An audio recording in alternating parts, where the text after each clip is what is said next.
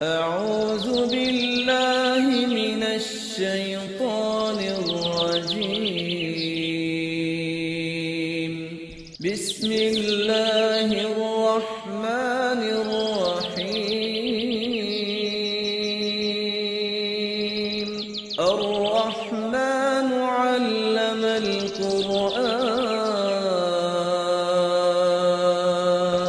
خلق الإنسان علمه البيان.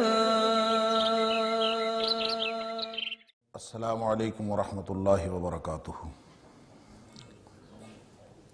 الحمد للہ وکفا وسلام علی عبادہ الذین اصطفیٰ۔ اشہد ان لا الہ الا اللہ وحدہ لا شریک لہ واشہد ان محمدا عبدہ ورسولہ صلی اللہ علیہ وآلہ وسلم۔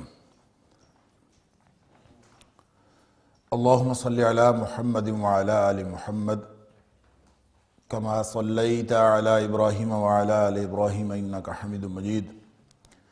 اللہم بارک علی محمد وعلی آل محمد کما بارکت علی ابراہیم وعلی آل ابراہیم انک حمید مجید۔ اما بعد فاعوذ باللہ السمیع العلیم من الشیطان الرجیم من ہمزہ ونفخہ ونفثہ۔ بسم اللہ الرحمن الرحیم۔ لا جناح علیکم ان طلقتم النساء فما لم تمسوهن او تفرضوا لهن فریضہ ومتعوهن على الموسع قدره وعلى المقتر قدره متاعا بالمعروف حقا علی المحسنین۔ اور تم پر کوئی گناہ نہیں ان طلقتم النساء، اگر تم طلاق دے دو عورتوں کو، ایسی عورتوں کو ما لم تمسوہن، جس کو تم نے چھوا نہیں ہے، او تفرضوا لہن فریضہ، اور نہ ہی ان کے لیے تم نے مہر مقرر کیا، ومتعوہن، اور فائدہ پہنچاؤ ان کو، علی الموسع قدرہ،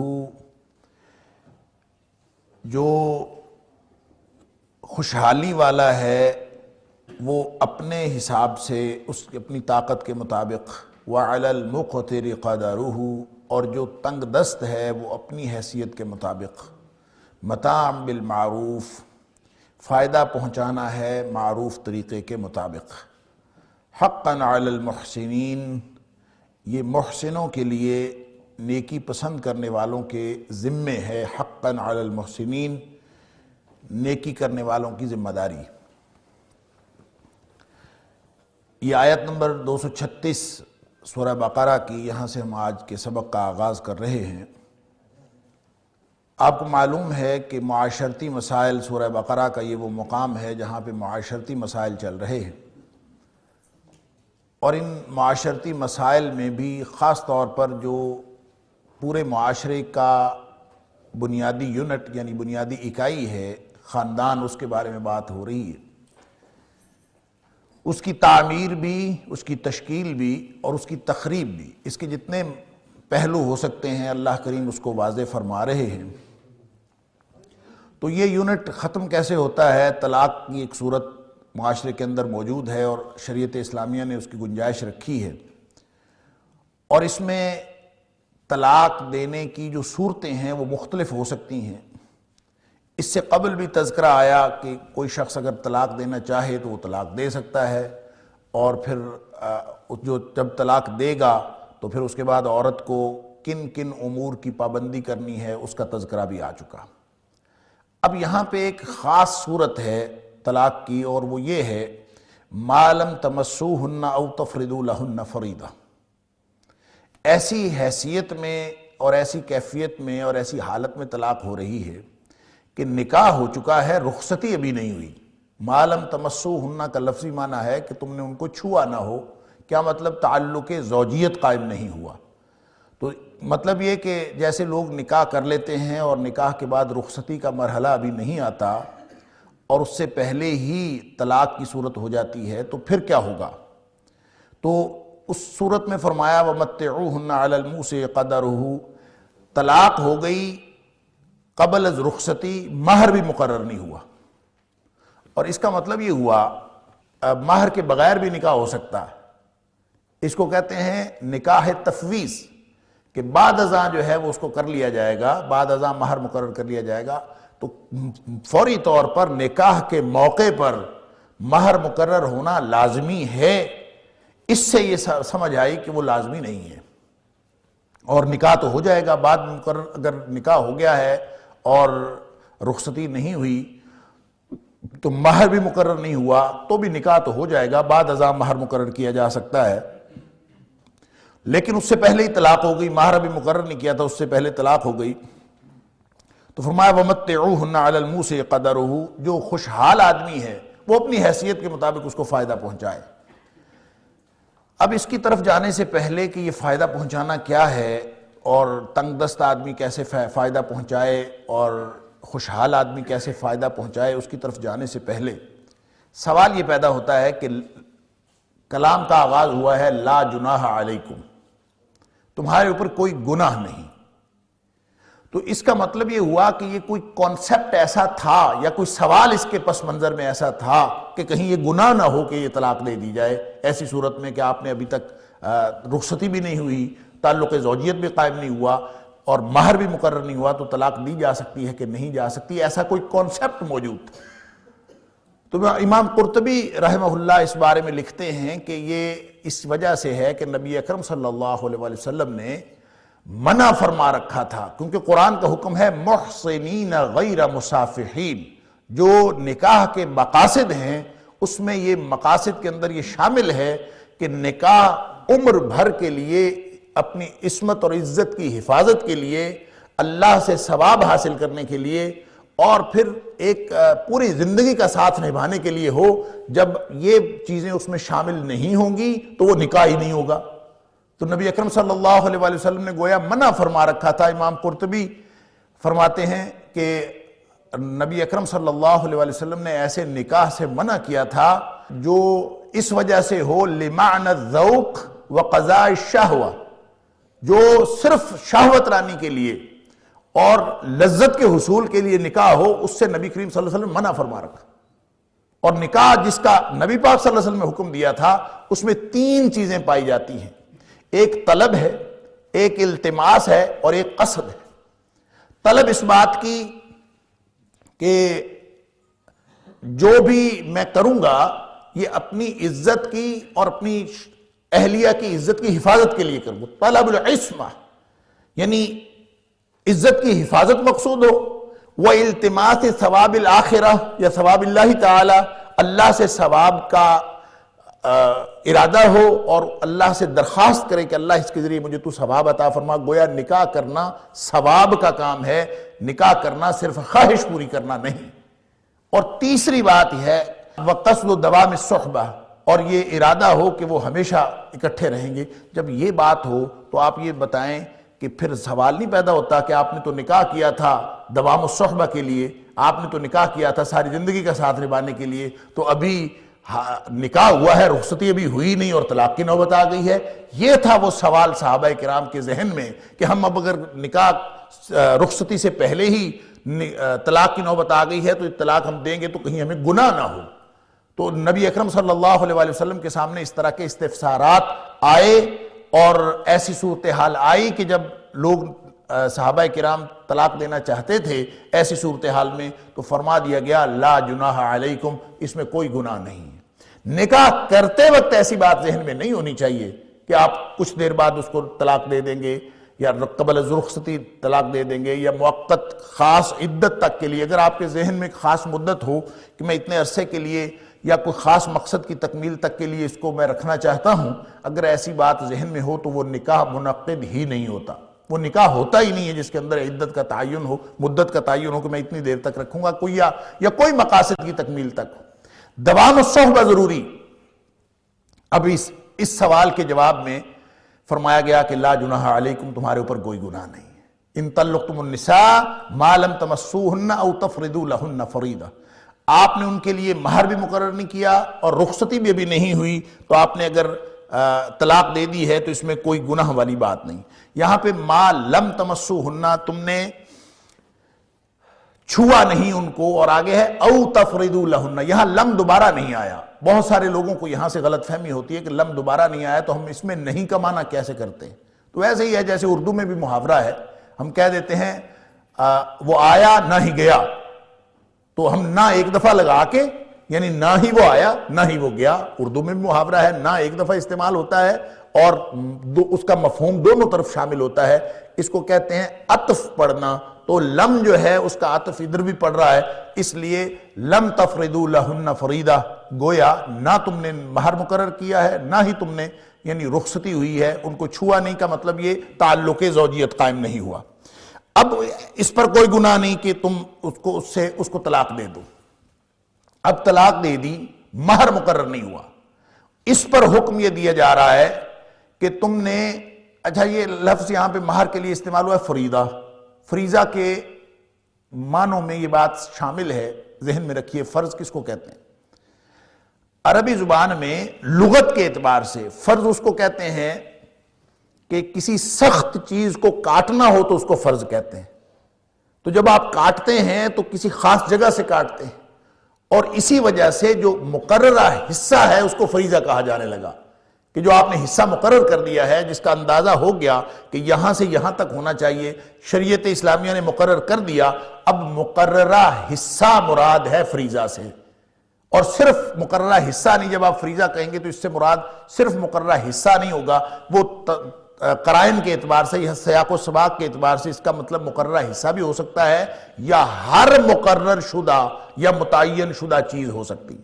لہذا ہم کہتے ہیں اللہ نے فرض کیا ہوا ہے، اس کا کیا مطلب ہے؟ اللہ نے مقرر کر دیا ہے، اللہ نے متعین کر دیا ہے، نبی کریم صلی اللہ علیہ وسلم نے فرض کر دیا ہے، متعین کر دیا ہے۔ لہذا جو بھی چیز متعین ہو جائے گی اور مقرر ہو جائے گی وہ فرض کہلائے گی۔ یہاں پہ فریضہ کا لفظ وہ حصہ جو تم نے مقرر کرنا تھا وہ مقرر ہو گیا یا نہیں ہوا۔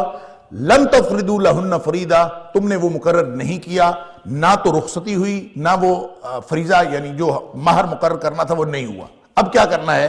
وَمَتِّعُوهُنَّ عَلَى الْمُوسِعِ قَدَرُهُ وَعَلَى الْمُقْتِرِ قَدَرُهُ، پھر ایسا کرو کہ جو مطلق ہے یعنی طلاق دینے والا جو طلاق دے رہا ہے وہ اس کو فائدہ پہنچائے۔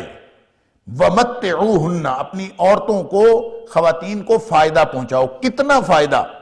عَلَى الْمُوسِعِ قَدَرُهُ، جو فراخی والا ہے، خوشحالی والا ہے، خوشحال آدمی ہے جس کو اللہ تعالیٰ نے مالی طور پر فراخی عطا فرمائی ہے، وہ اپنی حیثیت کے مطابق اس کو فائدہ پہنچائے۔ اس کو کہتے ہیں متع طلاق، طلاق کا فائدہ، اور اس کی مفسرین نے تعیین کرنے کی کوشش بھی کی ہے، اور بہت سارے لوگوں نے اس کا مقرر بھی کیا ہے کہ متع طلاق کتنا ہونا چاہیے۔ یعنی جب آپ نے صرف نکاح کیا تھا اور کچھ بھی نہیں ہوا، رخصتی بھی نہیں ہوئی اور مہر بھی مقرر نہیں ہوا تھا، تو طلاق کی نوبت آ گئی، تو ظاہر ہے معاشرے کے اندر ایسی خاتون جس کو نکاح کے بعد طلاق ہو جائے اس کی حیثیت میں تو فرق پڑتا ہے۔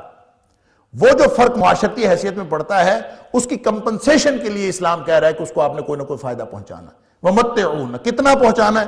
اس کے لیے لوگوں نے کہا، بعض نے لکھا ہے مفسرین نے کہ ایک خادم اگر اس کے ساتھ کر دے تو کافی، کسی نے لکھا 500 درہم اگر اس کو دے دے تو کافی، کسی نے چند سوٹ، کسی نے کچھ۔ بات یہ ہے کہ یہ مفسرین کی اپنی آراء ہو سکتی ہیں، اور کوئی بھی شخص یا فقہا کی اپنی آراء ہو سکتی ہیں کہ کتنا فائدہ پہنچانا چاہیے۔ قرآن نے جب دونوں لمٹس دے دی ہیں کہ علی الموسع قدرہ وعلی المقتر قدرہ، جو تنگ دست ہے وہ اپنی حیثیت کے مطابق دے اور جو خوشحال ہے وہ اپنی حیثیت کے مطابق دے۔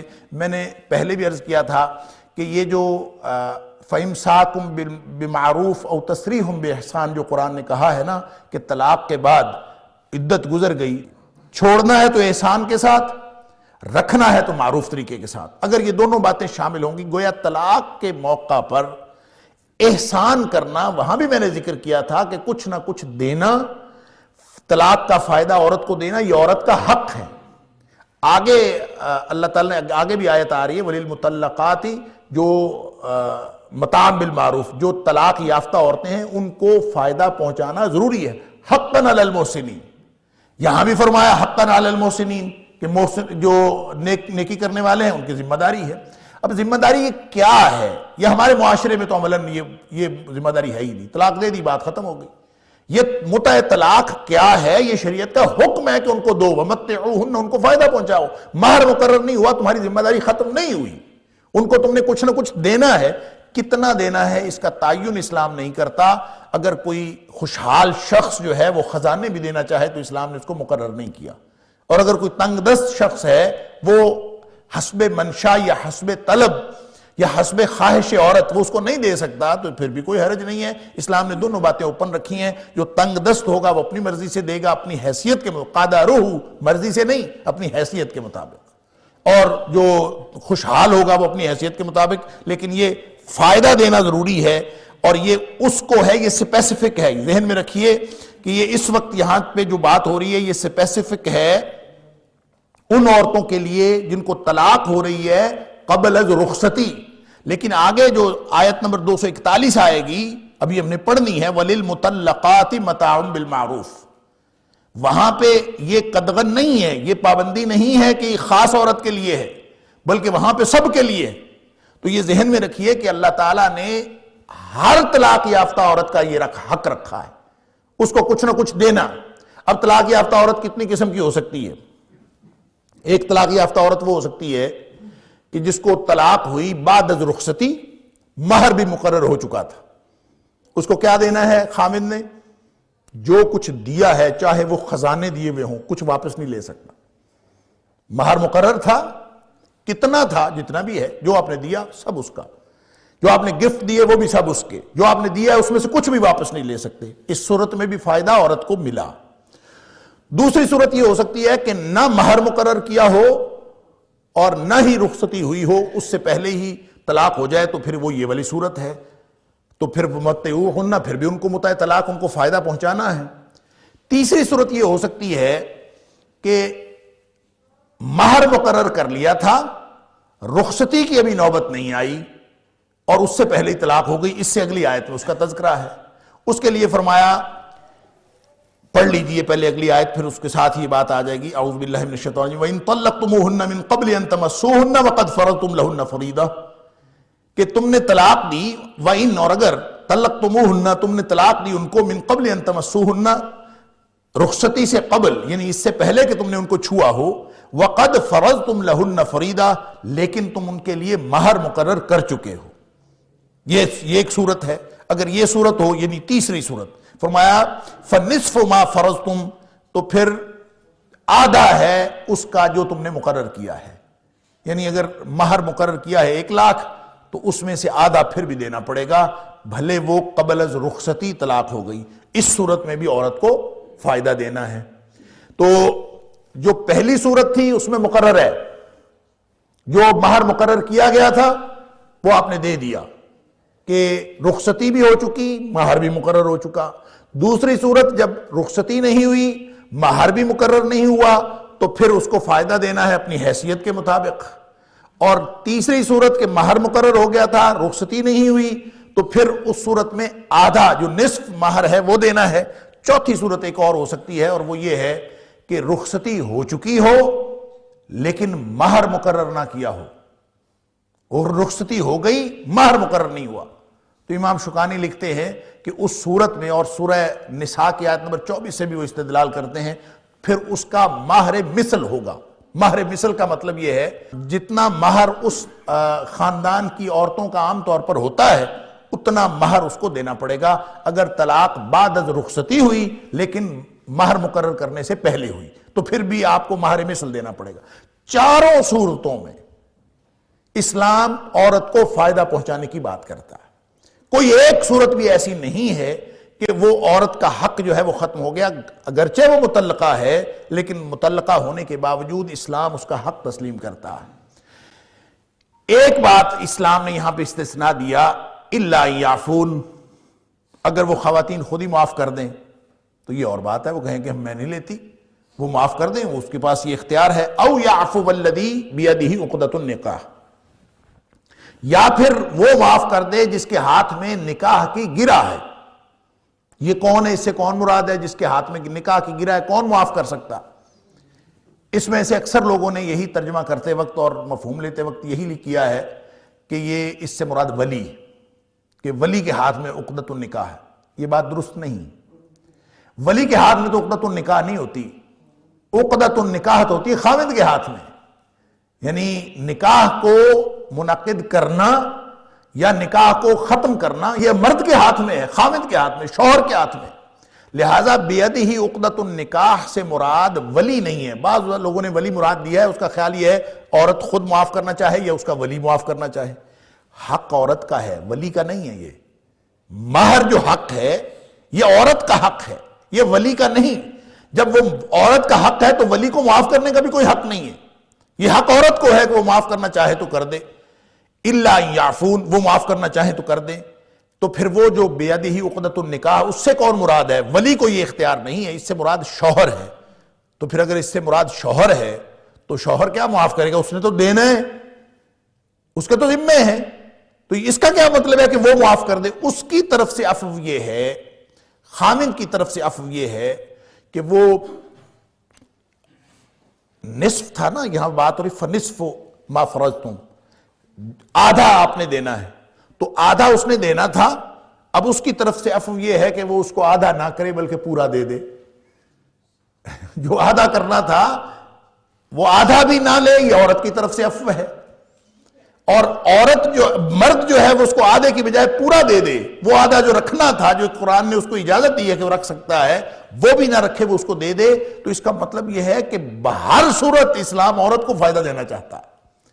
جس کے ہاتھ میں نکاح کی گرہ ہے وہ اگر معاف کرے، اس کا مطلب یہ نہیں ہے کہ عورت کو حق سے محروم کرے. اس کا مطلب یہ ہے کہ عورت کو اس کے حق سے دگنا دے دے یا کچھ زائد دے دے. وہ اگر زائد دینا چاہے تو جتنا مرضی دے دے. اسلام نہ صرف یہ کہ اس پر پابندی عائد نہیں کرتا، بلکہ اسلام اس کو زیادہ پسند کرتا ہے کہ آپ اس حق سے جو بنتا ہے اس سے زیادہ دے دے.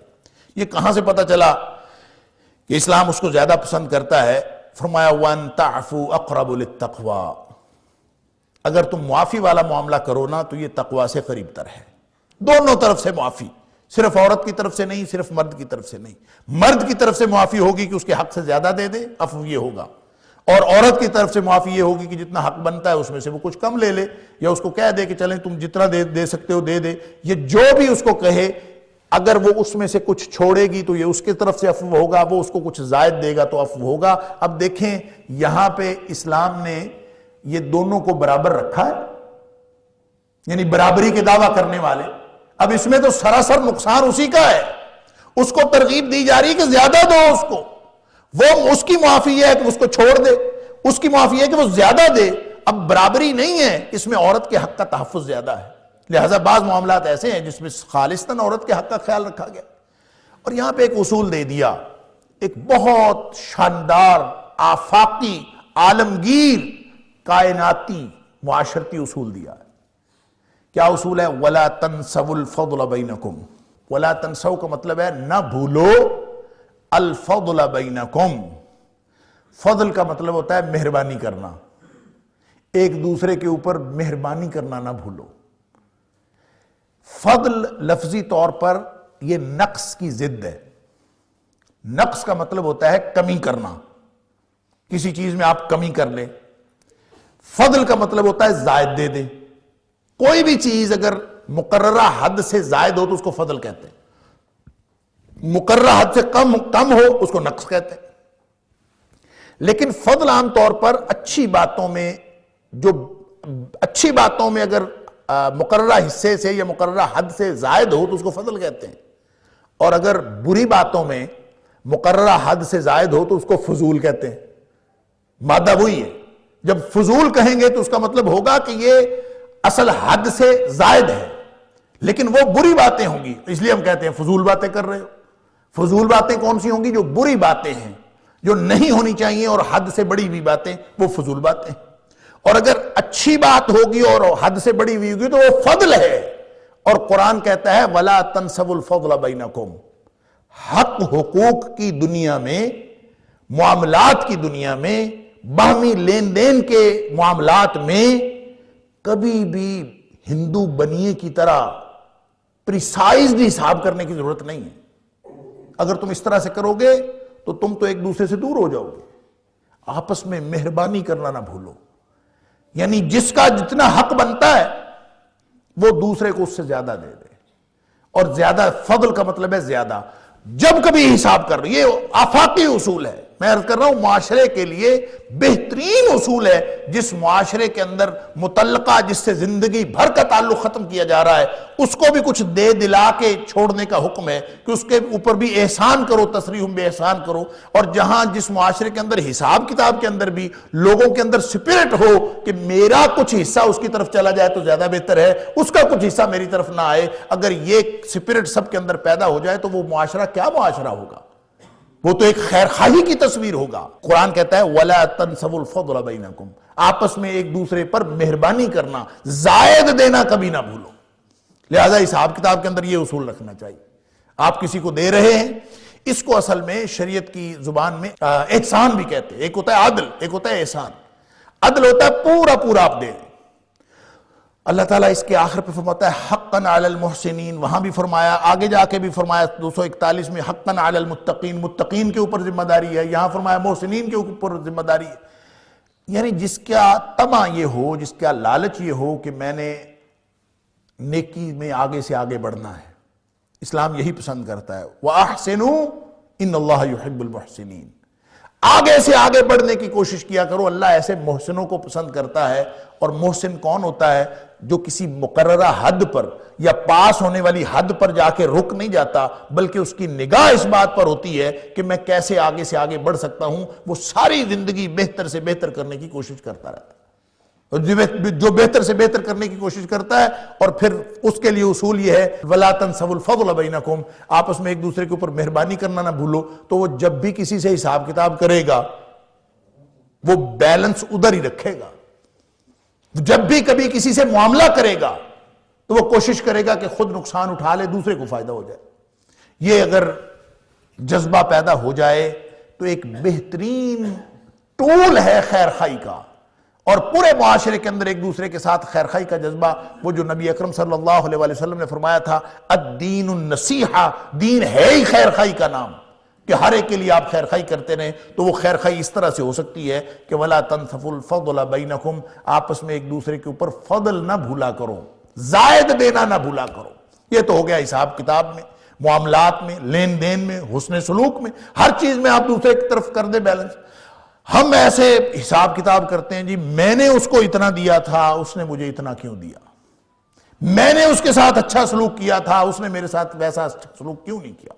اللہ حاضر القیاس، ہم چونکہ اس حساب کتاب میں پھنسے ہیں، اس لیے ہمارے اندر خیر خواہی کا جذبہ نہیں۔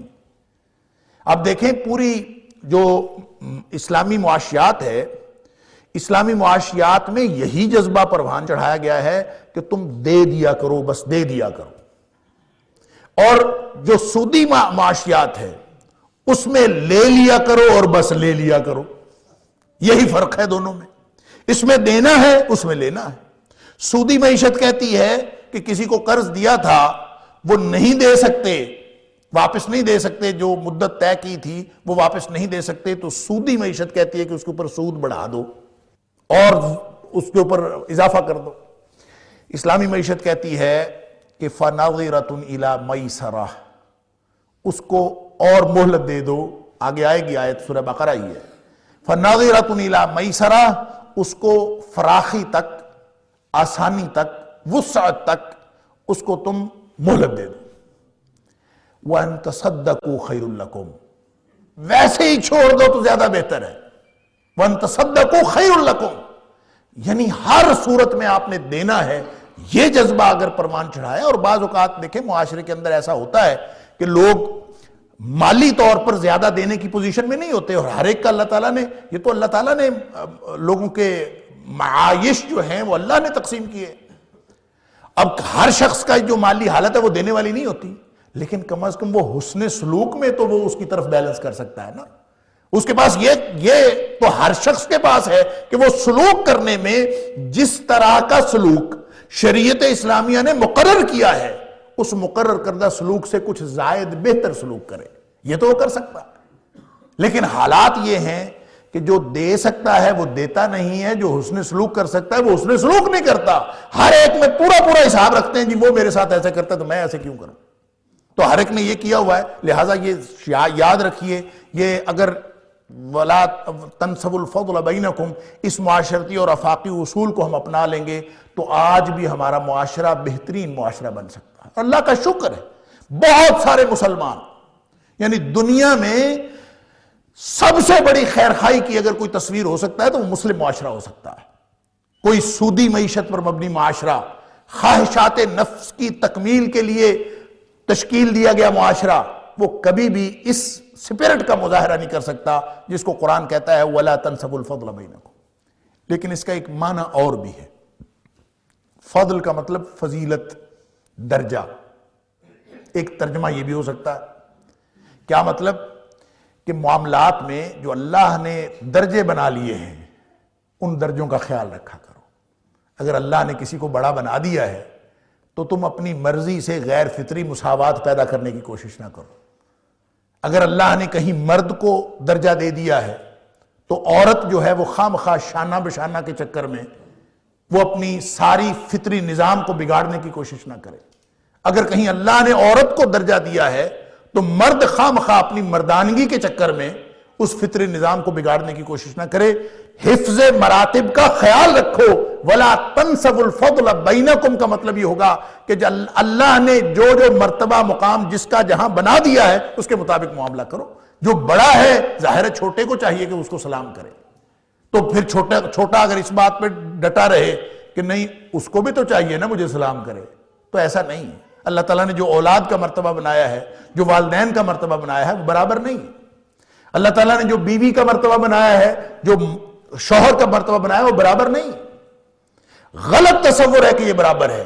میں پہلے عرض کر چکا ہوں وَلَهُنَّ مِثْلُ الَّذِي عَلَيْهِنَّ بِالْمَعْرُوفِ کے ضمن میں یہ بات ہو چکی پہلے کہ اللہ نے جو حقوق رکھے ہیں وہ ایز کمپیئر ٹو ادرز نہیں ہیں، وہ دوسروں کے مقابلے میں نہیں ہیں بلکہ وہ اپنی ذمہ داریوں کے مقابلے میں ہیں. لَهُنَّ مِثْلُ الَّذِي عَلَيْهِنَّ بِالْمَعْرُوفِ جس طرح کی کسی کے اوپر ذمہ داری ہے معاشرے کے اندر، جس طرح کی کسی کی ذمہ داری ہوتی ہے اللہ تعالیٰ اسی طرح کا اس کو حق دیتا. اب جو حکمران ہوتا ہے وہ پورے معاشرے کا ذمہ دار ہوتا. جب وہ پورے معاشرے کا ذمہ دار ہے، اس کی ذمہ داری بڑی ہے تو اس کے حقوق بھی دوسروں سے زائد ہوں گے. اسی طرح جس کی ذمہ داری جتنی چھوٹی ہے، نبی اکرم صلی اللہ علیہ وسلم کو کہا گیا کہ آپ اپنی بیویوں سے کہیے، سورہ احزاب کے اندر اپنی بیویوں سے کہیے کہ اگر تم میں کوئی بے حیائی نظر آئی نا تو تمہیں دگنا عذاب ہوگا. یعنی ازواج مطہرات کو اگر وہ گناہ کریں تو عذاب دگنا ہے. کیوں؟ اس لیے دگنا عذاب ہے کہ ان کی ذمہ داری زیادہ ہے. لیکن ساتھ یہ بھی فرمایا کہ وَمَن يَقْنُتْ مِنْكُنَّ جو تم میں سے للہ و رسولہ جو اللہ اور اس کے رسول صلی اللہ علیہ وسلم کی فرمانبردار بن جائے گی، وَتَعْمَلْ صَالِحًا نُؤْتِهَا أَجْرَهَا مَرَّتَيْنِ اور جو فرمانبردار بن جائے گی اور نیک کردار بنائے گی ازواج مطہرات میں سے، نُؤْتِهَا أَجْرَهَا مَرَّتَيْنِ ہم اس کو اجر بھی دگنا دیں گے. اب کوئی شخص کہے کہ ڈسکریمنیشن ہو رہی ہے، ازواج مطہرات کو کیوں دگنا، ہمیں کیوں نہیں دگنا؟ اس لیے نہیں دگنا کہ ان کی ذمہ داری دوہری ہے. جن کو عذاب دگنا ہوگا ان کو ثواب بھی دگنا ہوگا. یہ وہاں بیلنس ہے بالکل. ان کی اپنی ذمہ داریوں کے اعتبار سے ان کے اپنے حقوق، تو حقوق ہمیشہ کمپیئر کیے جاتے ہیں ذمہ داریوں کے ساتھ.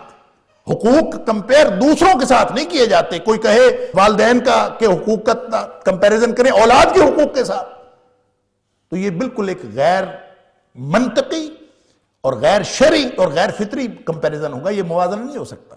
اللہ تعالیٰ نے ایک حقوق والدین کے، ہاں اولاد کی جس طرح کی ذمہ داری ہوگی اس طرح کے حقوق ہیں. اب گھر میں کس ذمہ داری باپ کی ہو اور حقوق اولاد کے ہوں، ایسا ممکن ہے کہ سارا دن وہ کھلنڈرا جو ہے وہ پورے شہر کا گشت کرے اور دھکے کھاتا ہوا واپس آ جائے شام کو اور آ کے تیار کھانا بھی اپنی ماں سے مانگے اور پھر کہے کہ گھر میں حکم میرا چلے گا؟ یہ کہاں کی منطق ہے، کہاں کی فطرت ہے؟ بالکل اسی طرح جس طرح اس بچے کے اوپر ذمہ داری نہیں ہے تو اس کے حقوق بھی محدود ہے، ذمہ داریاں محدود ہوں گی تو حقوق بھی محدود ہوں گے. تو یہ جو مقام و مرتبہ اللہ نے بنا دیا ہے، وَلَا تَنْسَبُ الْفَضْلَ بَيْنَكُمْ، جیسے میں نے عرض کیا کہ ایک بہت ہی ہماگیر معاشرتی اصول ہے. اگر اس کا معنی ہم کہیں مہربانی کرنا اور زائد دینا اگر اس کا معنی ہے، تو جس طرح یہ ایک ہماگیر اصول ہے معاشرے کی سموتھ رننگ کے لیے، اسی طرح سے ایک انتہائی اہم اصول یہ ہے کہ اللہ نے جس کا جو مقام و مرتبہ بنا دیا ہے اس کے مطابق آپ ڈیل کریں گے تو معاشرہ بہترین چلے گا. جس کو اللہ نے استاد بنا دیا، شاگرد کو استاد بننے کی کوشش نہیں کرنی چاہیے. جس کو اللہ نے بڑا بنا دیا، چھوٹے کو اس کے برابر آنے کی کوشش نہیں کرنی چاہیے. جس کو اللہ نے چھوٹا بنایا ہے، اس کے چھوٹا ہونے کی وجہ سے بہت سارے حقوق ہیں جو اللہ تعالیٰ نے بڑوں کو حکم دیا ہے کہ تم نے اس کے ساتھ اچھا سلوک کرنا. تو جو ان کی ذمہ داریاں ہیں اس کے حساب سے ان کے حقوق ہیں، جو اس کی ذمہ داریاں ہیں اس کے حساب سے اس کے حقوق ہیں. لہٰذا اگر ان مراتب کے، جس کو کہتے ہیں حفظ مراتب کا خیال رکھنا، اگر حفظ مراتب کا خیال رکھا جائے گا تو انشاءاللہ معاشرہ بہترین خیر خواہانہ معاشرہ اور ایک بہترین فلاحی اور اسلامی معاشرے کی تصویر پیش کر سکتا ہے. تو دونوں معنوں کے صورتوں میں اگر اس کا معنی فضیلت اور درجہ ہے تو عورت کو کبھی مداخلت کی کوشش نہیں کرنی چاہیے کہ مرد کی یہ فوقیت کیوں ہے. اگر کسی معاملے میں اللہ نے عورت کو فوقیت دی ہے تو مرد کو اس میں مداخلت کرنے کی کوئی ضرورت نہیں ہے. اگر اس طرح سے معاشرہ چلے گا تو میں نے عرض کیا معنی آپ اس کا مہربانی لے لیں، معنی آپ اس کا فضیلت اور درجہ لے لیں، دونوں صورتوں میں کہ ہماگیر معاشرتی اصول ہے. اللہ تعالیٰ ہم سب کو عمل کرنے کی توفیق عطا فرمائے. ان اللہ بما تعملون بصیر، اللہ کو تمہارے تمام معاملات کی خبر ہے، اللہ دیکھ رہا ہے. بصیر، اللہ تعالیٰ ہمیشہ دیکھنے والا. یہ میں ہمیشہ عرض کرتا ہوں کہ بصیر ہو، خبیر ہو، علیم ہو، کبیر ہو، عزیز ہو، اس وزن پہ جتنے بھی اللہ کی صفات آتی ہیں ان کے اندر استقلال پایا جاتا ہے. وہ مستقل صفات ہیں اللہ کی. اللہ کی رحمت جوش میں آتی ہے تو اللہ تعالیٰ رحم فرماتا ہے، نہیں. فعیل کے وزن پہ جتنی بھی چیزیں آتی، جتنی بھی صفات ہیں اس کے اندر استقلال پایا جاتا ہے، مستقل ہے. تو بصیر کا مطلب کیا ہوگا کہ اللہ ہمیشہ ہی دیکھنے والا ہے تمہارے اعمال.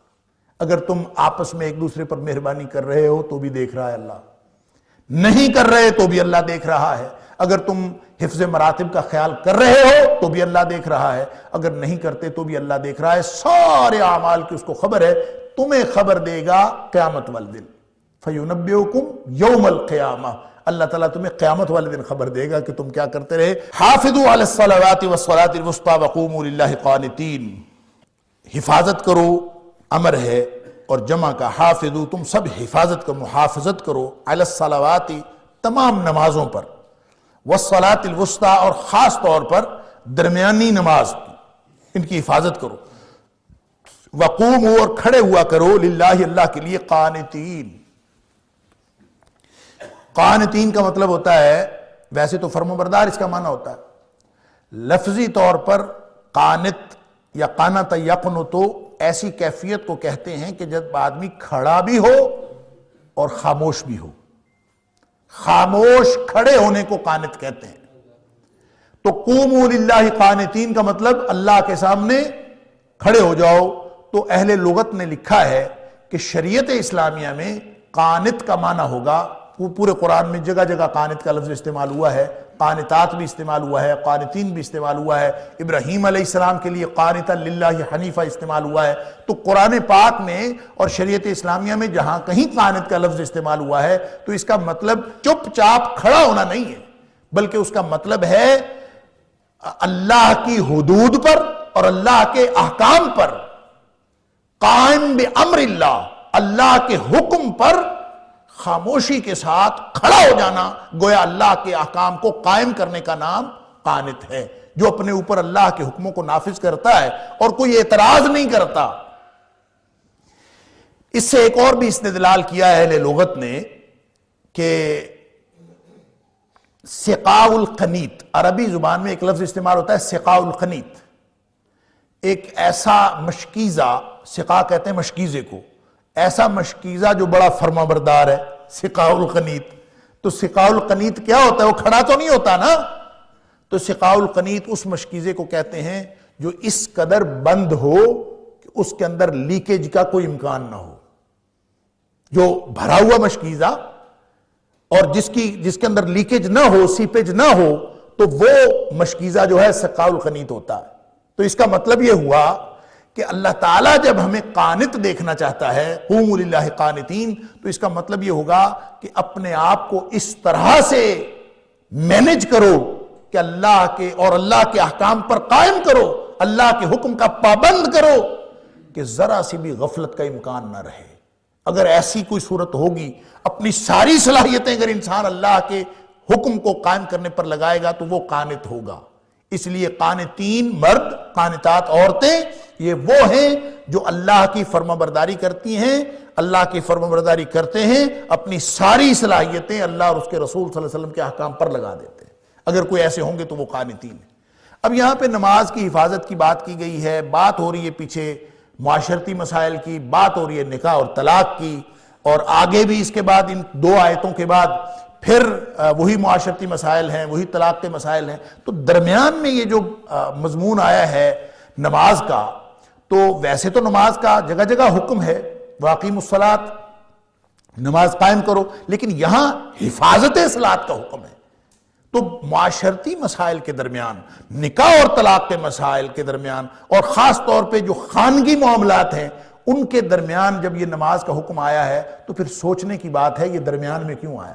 اس طرز کی جو عبارتیں ہوتی ہیں اور اس کیفیت کی جتنی بھی عبارتیں ہوتی ہیں، جس بھی مضمون میں ہوں، جس بھی زبان میں ہوں، ان کو عام طور پر جملہ معترضہ کہا جاتا ہے۔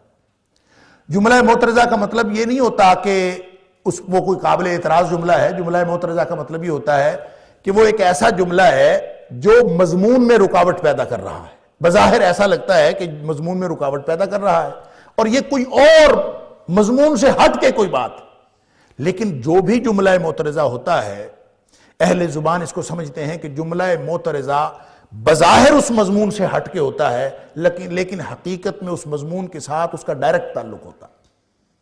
مثلاً اگر کوئی شخص کہہ رہا ہو کسی کو کہ بھئی یہ گناہ ہیں، یہ بد اخلاقیاں ہیں، یہ اخلاق کی چیزیں ہیں، یہ اعلیٰ اخلاق، فضائل اخلاق کی چیزیں یہ ہیں، رضائل اخلاق کی چیزیں ہیں یہ ہیں، کوئی شخص یہ بیان کر رہا ہو اور بیان کرتے کرتے کوئی شخص کہے کہ بھئی جھوٹ نہ بولا کرو، اور پھر آگے رضائل اخلاق کی فہرست دے دے اور پیچھے بھی رضائل اخلاق کی فہرست ہو، تو درمیان میں یہ کہہ دے جھوٹ نہ بولا کرو، تو اگرچہ جھوٹ نہ بولا کرو ایک بالکل نیا پیر آیا ہے، ایک نئی بات ہے، نیا حکم ہے، تو یہ جملہ معترضہ ہوگا، لیکن اس کا پچھلے مضمون کے ساتھ بھی تعلق ہے، اگلے مضمون کے ساتھ بھی تعلق ہے۔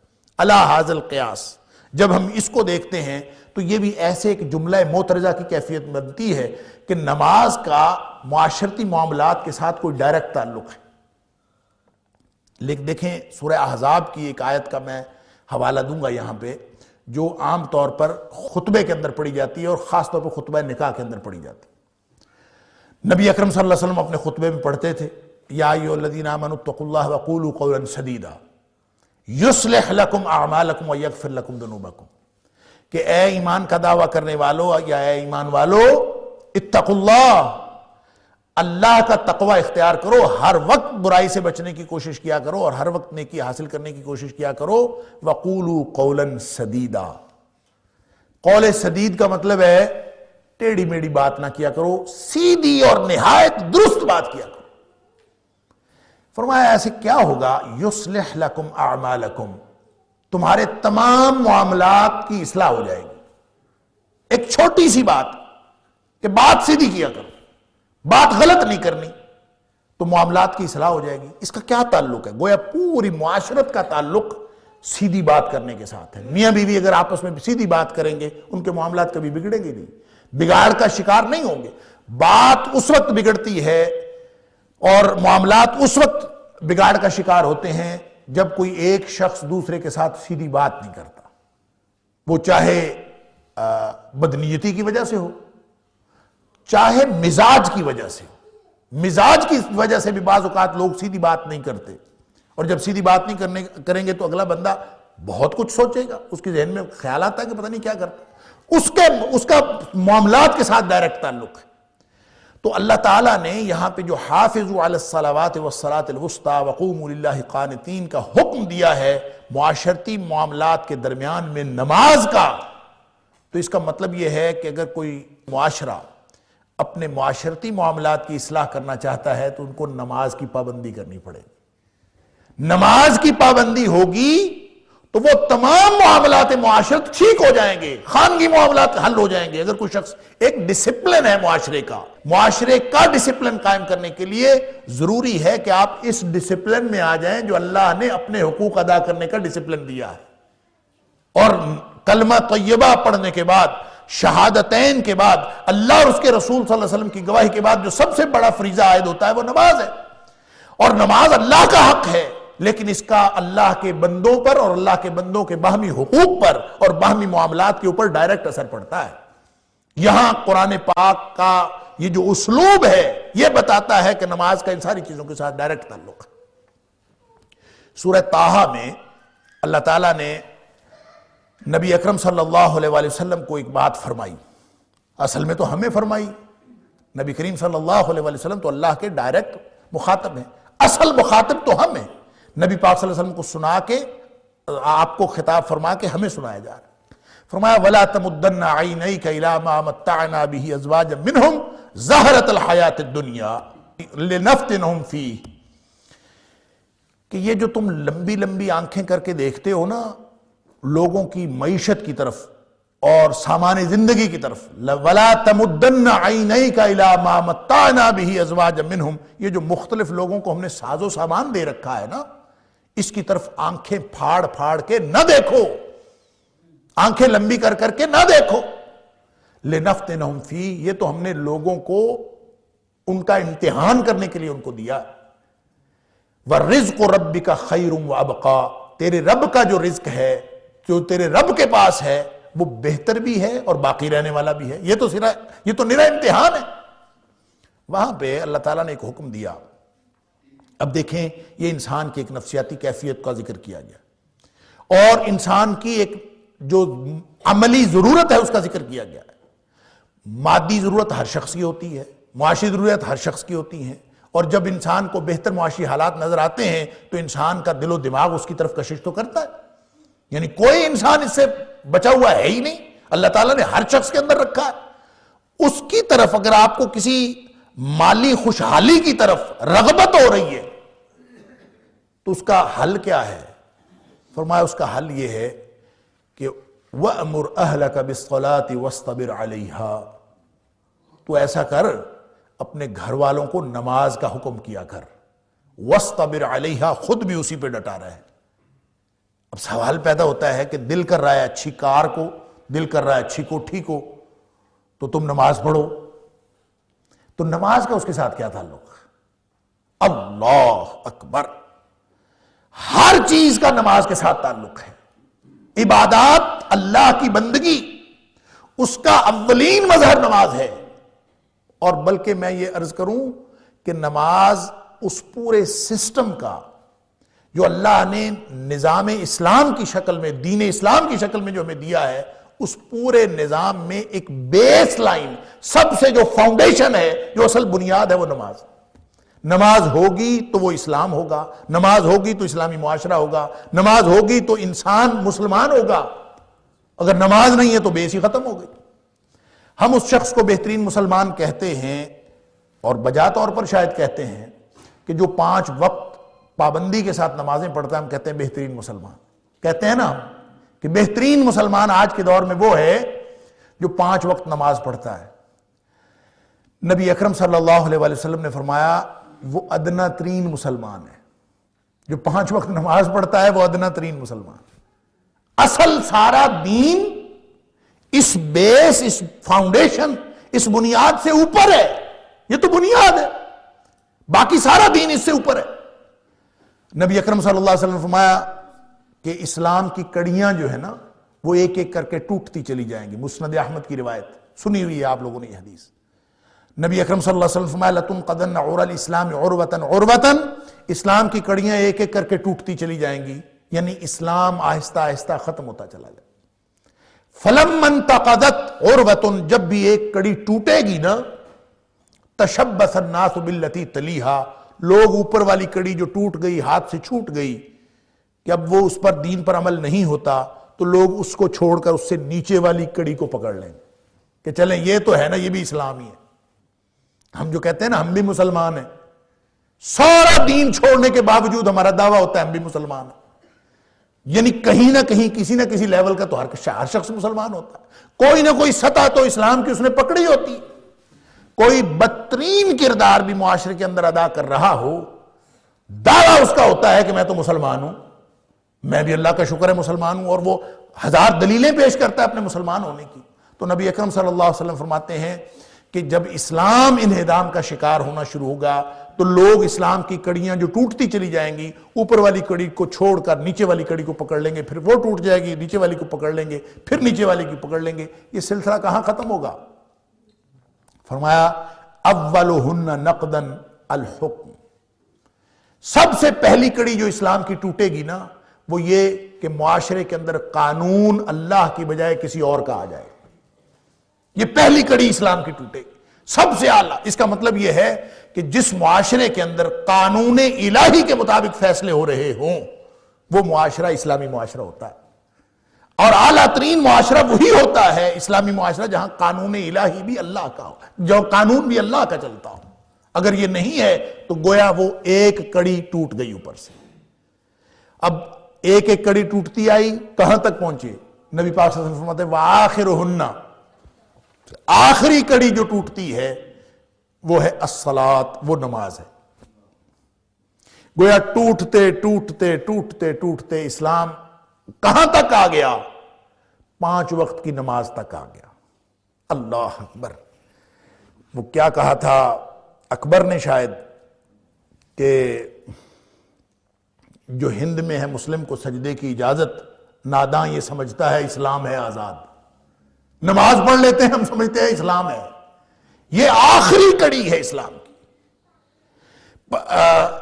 آخرہن الصلاۃ، اس کا مطلب ہے جو شخص نماز پڑھتا ہے وہ اس بیس لائن پر ہے، اس بنیاد پر ہے جس بنیاد پر پورا دین کھڑا ہونا تھا۔ اگر یہ موجود ہے تو باقی سارے دین کی توقع کی جا سکتی ہے۔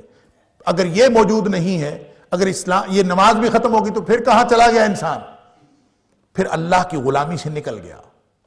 نبی پاک صلی اللہ علیہ وآلہ وسلم نے فرمایا بین العبد والکفر ترک الصلاۃ، آدمی کے بندہ ہونے میں، غلام ہونے میں اور کفر میں درمیان میں فرق نماز کا چھوڑنا ہے۔ بین الاسلام والکفر ترک الصلاۃ نہیں فرمایا، اسلام اور کفر کے درمیان ترک الصلاۃ یہ نہیں فرمایا، فرمایا بین العبد والکفر ترک الصلاۃ۔ تو میں اکثر عرض کیا کرتا ہوں کہ جو نماز ہے نا 5 وقت کی نماز، یہ تو رجسٹر حاضری ہے اللہ کی غلاموں کا۔ اگر حاضری لگ رہی ہے تو جتنا بھی گیا گزرا طالب علم ہے نا اس کا نام سٹرک آف نہیں ہوا، وہ طالب علم ہے، آن رول ہے، وہ اللہ کی غلاموں میں ہے۔ اور جس نے نماز بھی چھوڑ دی وہ اللہ کے غلاموں کی فہرست سے خارج ہو گیا، اس کا نام سٹرک آف ہو۔ اب اس کے بعد باقی کی زندگی وہ کیسے گزارتا ہے اللہ کا کوئی ذمہ نہیں ہے اس کے ساتھ۔ اللہ اکبر۔ اب اگر اس کی حفاظت کی، اس بیس لائن کی، اس فاؤنڈیشن کی، اب آ جائیے اس موضوع پر، حافظوا علی الصلوات والصلاۃ الوسطی، اب نمازوں کی حفاظت کرو۔ اور حافظو جب آپ حافظ کہتے ہیں نا، حافظ یحافظ کا مطلب ہوتا ہے مانیٹرنگ کرنا، نگرانی کرنا، اس کے تحفظ کا بندوبست کرنا، اس کا بچاؤ کرنا، اس کی نگہبانی کرنا۔ تو اس کا مطلب یہ نہیں ہے نماز پڑھنا نہیں کہا، حافظو، اس کی نگرانی کرو، اس کی نگہبانی کرو، اس کو بچاؤ۔ یعنی اس کی جتنی تفصیلات ہو سکتی ہیں نماز کی، اس میں وقت بھی ہے، اس میں اس کی صفات بھی ہیں، اس میں اس کا خشوع بھی ہے، اس کا خضوع بھی ہے، اس کا رکوع بھی ہے، اس کا قیام بھی ہے، اس کا سجدہ بھی ہے۔ سارے کے سارے نماز کی اگر کوئی شخص حفاظت کرتا ہے، ساری شرائط نماز کی کوئی شخص حفاظت کرتا ہے، تو پھر ہم کہہ سکتے ہیں کہ ہم قرآنی حکم کی پابندی کر رہے ہیں، اور وہ ہے حافظوا علی الصلوات، ساری نمازوں کی حفاظت کرو۔ کیا مطلب ہوتا ہے کہ جس حفاظت پہ آپ لگے ہوئے ہوں، چوکیدار کو ڈیوٹی دی گئی ہو کہ تم نے فلان جگہ کی حفاظت کرنی ہے، تو وہ جتنا مرضی دنیا کا کام کر رہا ہو اس کی ہر وقت نگاہ اسی بات پر ہوتی ہے جو اس کے ذمہ لگایا گیا۔ لہذا نگرانی نماز کی. اس لیے نبی اکرم صلی اللہ علیہ وآلہ وسلم نے فرمایا کہ جو مومن ہوتا ہے نا اس کا دل مسجد کے ساتھ لٹکا رہتا ہے. وَقَلْبُهُ مُعَلَّقٌ بِالْمَسْجِدِ, اس کا دل مسجد کے ساتھ لٹکا ہوا ہے. اب کام تو دنیا کے کرنے ہیں, جانا تو ہے اس نے, ہر جگہ جاتا ہے, بازاروں میں بھی پھرتا ہے, منڈیوں میں پھرتا ہے, دفتر میں بیٹھتا ہے, ہر جگہ جاتا ہے, لیکن اس کا دل اٹکا ہوا ہے مسجد کے ساتھ کہ جو ہی نماز کا وقت ہو. کیوں؟ یہ ترجمہ ہے, یہ عملی ترجمانی ہے حافظوا علی الصلوات کی. اگر کوئی شخص حفاظت کرنا چاہتا ہے تو ہر وقت, ہم نے دیکھے ہیں آج کے دور میں بھی ایسے لوگ موجود ہیں, اگر وہ گھر میں موجود ہیں تو وہ مسجد کی ہر نماز میں پہلی صف میں امام کے پیچھے آپ کو نظر آئیں گے. آپ مسجد میں دیکھ لیں, ایسے لوگ موجود ہیں اور سال ہا سال سے اللہ تعالیٰ نے ان کو یہ توفیق دی ہوئی ہے کہ آپ ان کو جا کے دیکھتے ہیں کہ اگر وہ مسجد میں آپ کو امام کے پیچھے 8-10 جو لوگ ہیں نا, اگر ان میں وہ نہیں ہے نا تو آپ سمجھ لیں کہ وہ شہر میں نہیں ہے یا اس محلے میں نہیں ہے, گھر میں موجود نہیں ہے, کیونکہ یہ ممکن ہی نہیں ہے کہ وہ گھر میں موجود ہو اور نماز میں وہ امام کے پیچھے نہ کھڑے ہو. یہ حفاظت ہے. اور مجھے کچھ لوگوں نے بتایا کہ ایسے لوگ, یعنی تجربہ آپ دیکھیں نا, رات کو 2 بجے سوئے, کہیں سفر میں, وقت ہوا, اب نماز کا وقت قریب ہے, آپ سو جائیں گے تو امکان یہ ہوتا ہے کہ نماز کے وقت اٹھا نہیں جائے گا. لیکن اس فکر سے کہ میری نماز نہ رہ جائے, اگر 4 بجے نماز ہے اور وہ 2 بجے سوئے ہیں تو 2 بجے سے لے کر 4 بجے تک اس کے ساتھ سفر کرنے والے نے مجھے بتایا کہ ان کو میں نے دیکھا کہ 4 سے 6 دفعہ ان کی آنکھ کھلی ان 2 گھنٹوں میں, اور اٹھ کے انہوں نے ٹائم دیکھا کہیں نماز نہ نکل جائے. جس کو فکر ہوتی ہے, جنہوں نے نگہبانی کرنی ہوتی ہے, وہ تو ایسے ہی کرتے. اور ایک آخری بات میں اس سلسلے میں مثال دینا چاہتا ہوں, جو میں اکثر یہ مثال دیا کرتا ہوں. نگہبانی کیا ہے اور نماز کے لیے حفاظت کیا ہے اور ہمیں کس طرح کا طرز عمل اختیار کرنا چاہیے. میں یہ مثال دیا کرتا ہوں کہ ہم نے ایک دفعہ, میں بچوں کا ٹرپ لے گیا اور مینگورا سے ہم پشاور گئے, صبح وہاں سے سفر کیا, خاصا لمبا سفر ہے, مینگورا سے پرے پتہ نہیں کہاں تھے ہم. تو پشاور گئے, پشاور سارا دن بچوں نے شاپنگ کی, مغرب تک ہم وہاں پہ پھرتے رہے تو شدید تھکے ہوئے. پھر مغرب کے بعد وہاں سے پھر بس پہ چلے تو راول پنڈی آ, تو پنڈی میں آ کے سٹاپ کرنا تھا, رات قیام کرنا تھا. اب صبح کے چلے ہوئے سارا دن وہاں پھرتے رہے, یہاں پہنچتے پہنچتے رات کے 12 بج گئے, اور وہاں جہاں ہم نے رہنا تھا وہاں پہ کچھ گڑبڑ ہو گئی. قیام پذیر ہوتے ہوتے ہمیں بستروں تک پہنچتے پہنچتے 2 بج گئے. شدید تھکے ہوئے سب. اب امکان تھا کہ کہیں فجر کی نماز نہ نکل جائے, تو سب نے, ہمارے جو وہاں پہ میزبان تھے ان کو کہا کہ صبح اٹھا دیجیے گا ہمیں نماز کے لیے, اور انہوں نے جگا بھی دیا ہمیں. سارے لوگ اٹھے, سب نے اٹھ کے نماز پڑھی. لیکن ایک شخص ایسا اٹھا کہ مجھے آج تک بھی وہ نہیں بھولتی بات, کہ وہ ایسے اٹھا, سردیوں کا موسم تھا, ٹھنڈ سی تھی جیسے آج کل موسم ہے, کہ بہت شدید ٹھنڈ نہیں تھی, تو انہوں نے رضائی لے کے سویا ہوا تھا. تو جگانے والے نے جب ذرا سا جگایا, اس کی یوں کر کے آنکھ کھلی, ذرا سی آنکھ کھلی, اس نے رضائی یوں پھینکی اور چھلانگ لگائی اور باہر. اچھا سارے ہی اٹھے, لیکن یہ اٹھنے کا انداز اور تھا. تو اس سے بعد میں دوسرے سٹوڈنٹس نے پوچھا کہ سب اٹھے ہیں لیکن یہ تمہارا اٹھنے کا کیا انداز؟ اس نے کہا بس یہ میں نے اس کی سوچا ہوا ہے کہ اگر میں نماز کے آنکھ کھل جانے کے باوجود میں اگر نماز کے لیے نہیں اٹھتا تو یہ بستر تو میرے لیے آگ ہے نا, میں اگر پڑا رہوں گا تو یہ آگ ہے میرے لیے, اور آگ سے آدمی کو احساس ہو کہ میں آگ میں ہوں تو آگ سے نکلتے وقت آدمی سستی تو نہیں کرتا نا, آگ سے نکلتے وقت تو پھر چھلانگیں لگانی پڑتی ہے. تو میں بستر سے اس طرح نکلا ہوں جیسے آدمی آگ سے نکلتا. حافظوا علی الصلوات والصلاۃ الوسطی, اس کی اس طرح حفاظت کرنی پڑے گی کہ ذرا سا بھی خیال ہو کہ میری نماز, تو آدمی یوں نکلے, ہر دنیا کا ہر کام چھوڑ دے. عمر فاروق رضی اللہ تعالیٰ نے فرمایا کرتے تھے دنیا کائنات کے ہر کام سے اہم کام نماز کا ہے. جو نماز کے ڈسپلن میں آ جائے گا, گویا اللہ تعالیٰ یہ فرما رہے ہیں کہ تم اس کی حفاظت کرو اور میں تمہارے سارے معاشرتی معاملات ٹھیک کر دوں گا. گویا اللہ تعالیٰ یہ فرما رہا ہے۔ اب یہاں پہ ایک اور بات بھی آپ سمجھ لیجئے، والصلاۃ الوسطیٰ، اس کا اس کے ساتھ ڈائریکٹ تعلق ہے۔ ساری نمازوں کی حفاظت کرو لیکن خاص طور پر عصر کی نماز کی حفاظت کرو۔ والصلاۃ الوسطیٰ، درمیانی نماز۔ اب درمیانی نماز کون سی ہے؟ 5 نمازیں بار بار آتی ہیں 24 گھنٹوں میں، تو آپ جن 2 کو ادھر ادھر کر لیں، اگلی درمیان والی نماز درمیان بھی ہو جائے گی، وہ درمیانی ہو جائے گی۔ تو صلاۃ الوسطیٰ کے امکانات تو ہیں کہ کوئی بھی نماز صلاۃ الوسطیٰ ہو، لیکن اس سے مراد، اور مختلف لوگوں نے مختلف نمازیں مراد لی بھی ہیں، لیکن نبی اکرم صلی اللہ علیہ وسلم کا فرمان ہے، صحیح حدیث ہے ترمذی شریف کی، کہ نبی کریم صلی اللہ علیہ وسلم نے فرمایا صلاۃ الوسطیٰ صلاۃ العصر، کہ جو صلاۃ الوسطیٰ ہے نا وہ صلاۃ العصر ہے۔ پھر اسی طرح نبی اکرم صلی اللہ علیہ وسلم نے، بخاری اور مسلم کے اندر حدیث ہے کہ نبی پاک صلی اللہ علیہ وسلم نے جب غزوہ خندق کے موقع پر جب عصر کی نماز ضائع ہو چلی تو نبی اکرم صلی اللہ علیہ وسلم نے فرمایا تھا کہ اللہ تعالیٰ بیڑا غرق کرے ان کافروں کا، جعل اللہ تعالیٰ ان کے گھروں کو، قبورہم و بیوتہم نارا، اللہ تعالیٰ ان کے گھروں کو اور ان کے قبروں کو آگ سے بھر دے۔ نبی اکرم صلی اللہ علیہ وسلم نے ان کے لیے ملا اللہ کے بھی الفاظ آتے ہیں، اللہ تعالیٰ ان کے گھروں کو اور ان کے قبروں کو آگ سے بھر دے، نبی پاک صلی اللہ علیہ وسلم بد دعا کی۔ کیوں؟ اس لیے کہ شغلونا عن الصلاۃ الوسطیٰ، انہوں نے ہماری درمیانی نماز ضائع کر دی، اور وہاں پہ آپ نے صلاۃ الوسطیٰ کے ساتھ فرمایا تھا صلاۃ العصر، اور وہ ضائع بھی جو نماز ہوئی تھی وہ عصر کی نماز تھی، تو اس لیے یہ پتہ چلا کہ اس سے مراد عصر کی نماز۔ تو سب سے زیادہ جو حفاظت کی بات کہی جا رہی ہے وہ نماز کی حفاظت کی بات کہی جا رہی ہے، ساری نمازوں کی حفاظت، خاص طور پر نماز عصر۔ امام بخاری نے بھی جو باب باندھا ہے اپنی بخاری کے اندر، وہ حافظوا علی الصلوات والصلاۃ الوسطیٰ، اس کا باب باندھا ہے باقاعدہ، اور اس میں بتایا ہے کہ صلاۃ العصر ہے۔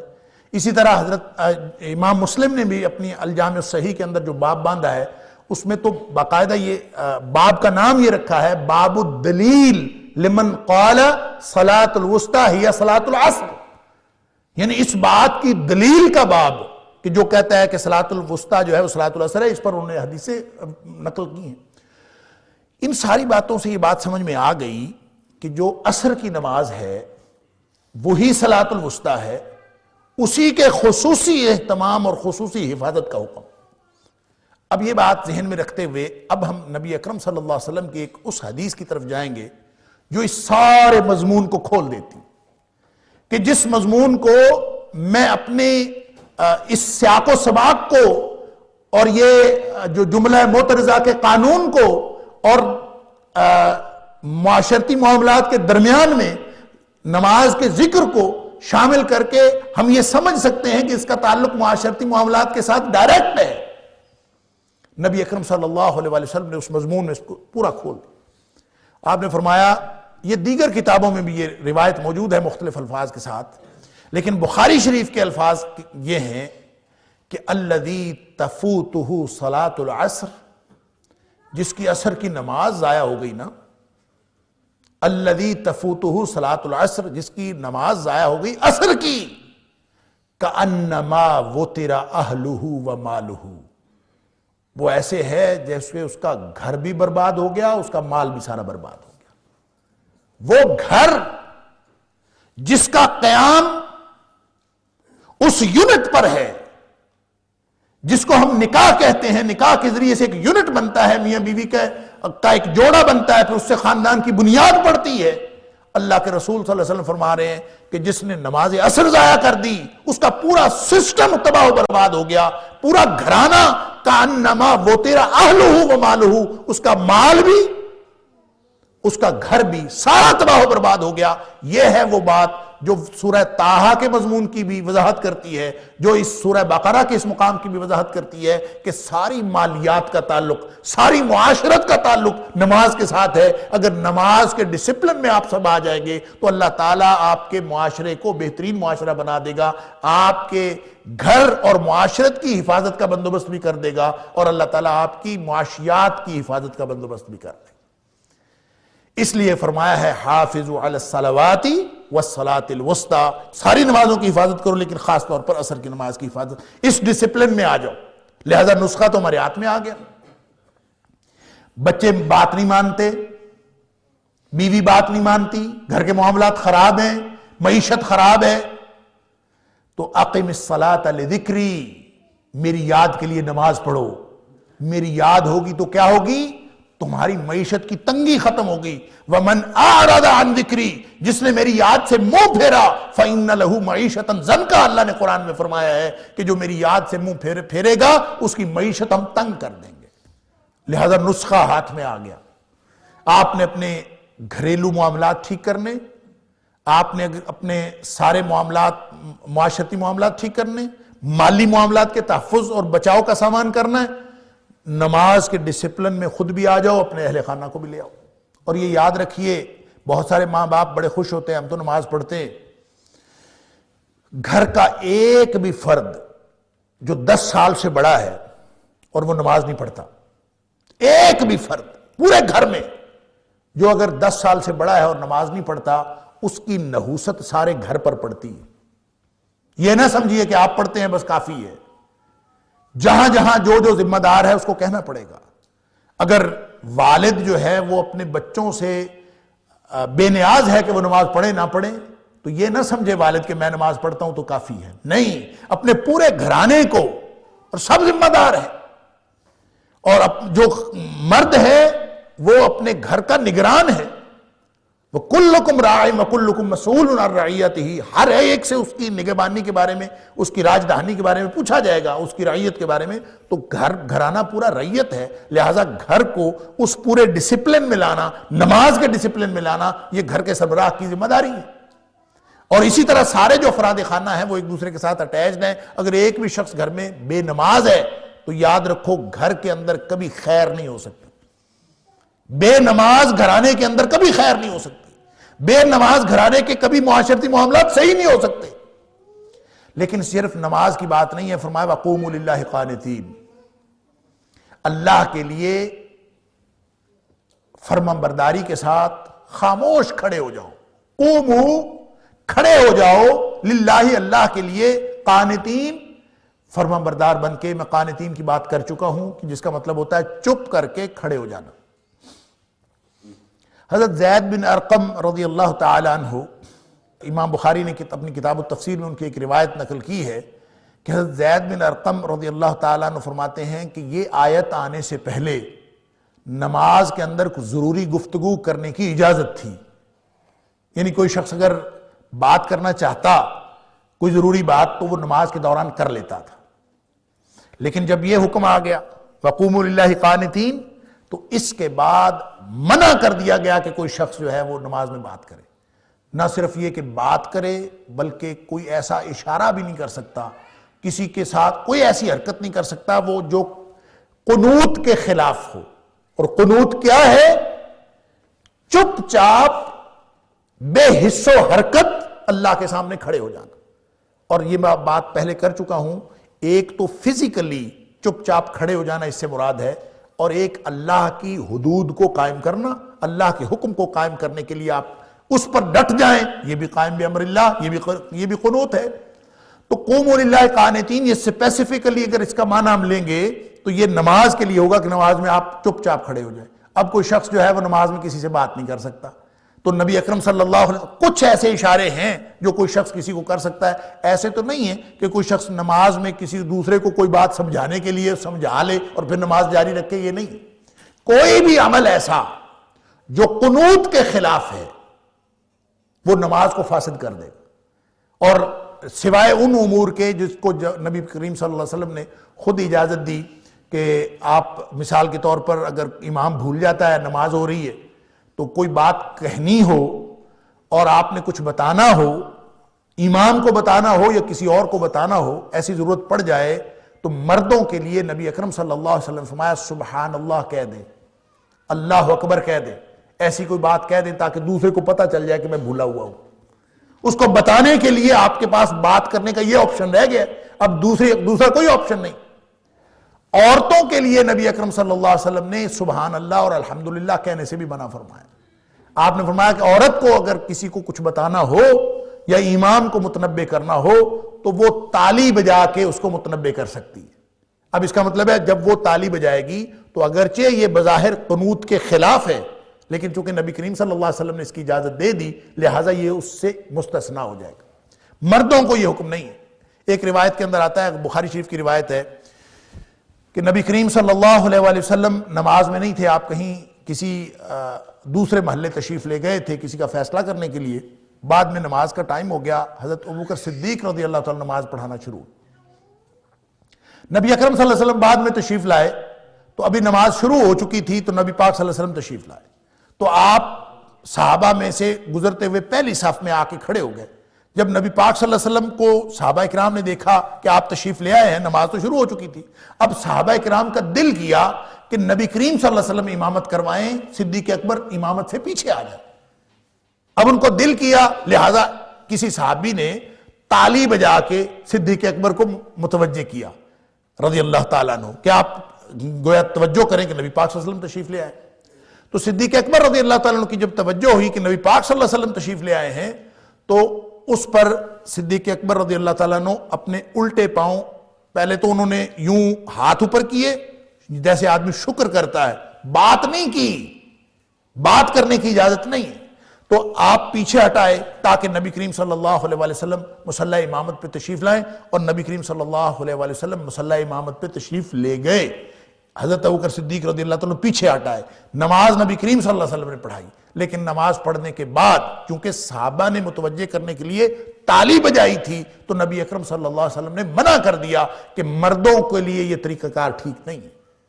آپ نے متوجہ کیا، ٹھیک کیا، متوجہ کرنا اس کو نبی پاک صلی اللہ علیہ وسلم نے انڈورس کیا، لیکن آپ نے فرمایا سبحان اللہ کہنا چاہیے۔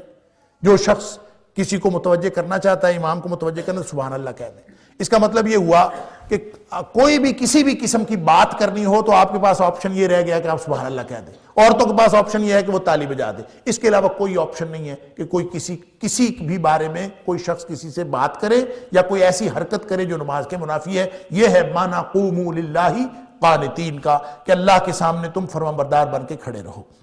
لیکن اس کا اس اسپیسیفک معنی سے جو دوسرا معنی جو قنوت کے مفہوم میں شامل کہ اللہ کی فرمانبرداری کرنا، تو اس کا معنی یہ ہوگا کہ بنیادی طور پر تم نماز کے سسٹم کی حفاظت کرو، نماز کے اور صلاۃ کے ڈسپلن میں اپنے آپ کو لے آؤ، لیکن پوری زندگی اللہ کی فرمانبرداری میں گزارو۔ وَقُومُوا لِلَّهِ قَانِتِينَ کا مفہوم عام یہ ہوگا کہ پوری زندگی اللہ کی مرضی کے مطابق گزارو، جیسا سورہ جمعہ کے اندر اللہ تعالیٰ نے فرمایا فَانْتَشِرُوا فِي الْأَرْضِ، نکل جاؤ زمین میں لیکن اللہ کو یاد رکھو، فَاذْكُرُوا اللَّهَ كَثِيرًا، اللہ کو بہت زیادہ یاد کرنا ہے، جہاں مرضی جاؤ لیکن آپ ریڑی لگا کے کھڑے ہو اللہ کو یاد رکھو، دفتر میں بیٹھے ہو اللہ کو یاد رکھو، کاروبار کر رہے ہو اللہ کو یاد رکھو، ہر معاملے میں تم اللہ کو یاد رکھو گے لعلکم تفلحون، پھر تم کامیاب ہوگے۔ لہٰذا صرف نماز پڑھ کے نکل گئے، باقی ٹھگی بازی ویسے ہی چلتی رہی، باقی سارے معاملات اپنی مرضی سے چلتے رہے، یہ قنوت نہیں ہے۔ قنوت یہ ہے، اللہ کا قانت ہونا یہ ہے کہ ساری زندگی اللہ کی مرضی سے گزرے، نماز کے ڈسپلن میں لے آؤ، باقی معاملات خود بخود سیدھے ہو جائیں گے، اور ان معاملات میں بھی اللہ کی فرمانبرداری کی کوشش کرو۔ یہی ایک طریقہ ہے تمہارے سارے معاملات کی درستگی کا۔ فَإِنْ خِفْتُمْ فَرِجَالًا أَوْ رُكْبَانًا، اللہ اکبر، اور اگر تمہیں خوف ہو، فرجالن پس پیدل، او رکبانن یا پھر سوار، یعنی اگر حالت خوف میں ہو تو پیدل بھی نماز پڑھی جا سکتی ہے اور سواری پہ بھی نماز پڑھی جا سکتی ہے۔ فَإِذَا أَمِنْتُمْ، پس جب تم حالت امن میں ہو جاؤ، فَاذْكُرُوا اللَّهَ، پس یاد کرو اللہ کو، کما علمکم ما لم تکونوا تعلمون، جیسے اللہ نے تمہیں سکھایا ہے وہ جو تم پہلے نہیں جانتے تھے۔ اللہ نے تمہیں جو سکھایا ہے اسی کے مطابق تم نماز پڑھو۔